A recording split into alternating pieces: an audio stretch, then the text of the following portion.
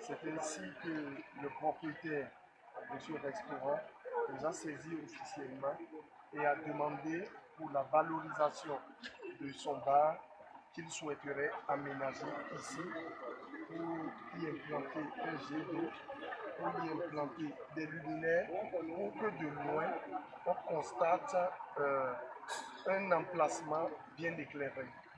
C'est dans cette logique, un peu comme nous l'avons fait avec La Roche, en lui concédant le grand carrefour d'Apata, avec Toyota, en lui concédant le carrefour de Toyota et même la Sobebra.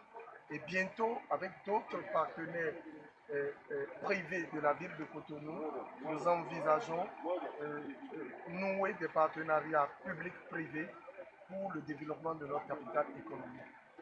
Cette demande qu'il nous a faite a rencontré notre assentiment de ce que voilà un aménagement pour améliorer le cadre de vie. Mais de l'aménagement écrit dans la demande pour un jet d'eau, pour des luminaires, on constate tout simplement que c'est l'extension de son bar.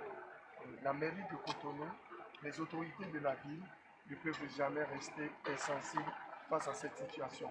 Parce que c'est un espace public et c'est peut-être ici le lieu de remercier les acteurs sociaux sur Facebook et même les populations autochtones qui ont davantage attiré notre attention.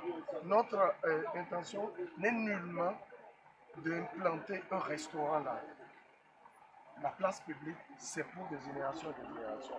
Un aménagement d'accord, mais pour des activités à but lucratif, c'est impossible.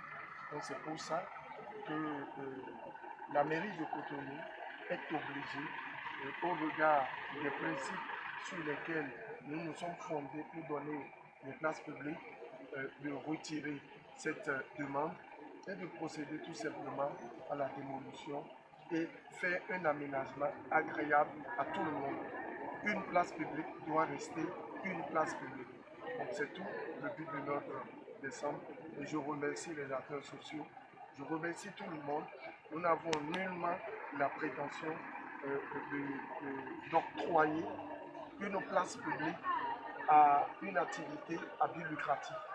Non, ce n'est pas possible. Cela ne s'est jamais passé et cela ne se passera jamais dans notre pays.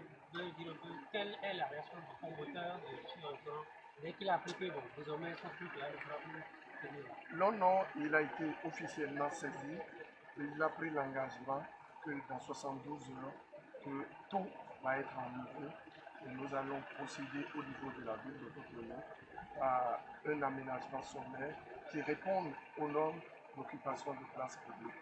Je crois que le promoteur a compris qu'il ne pouvait jamais aller dans ce sens.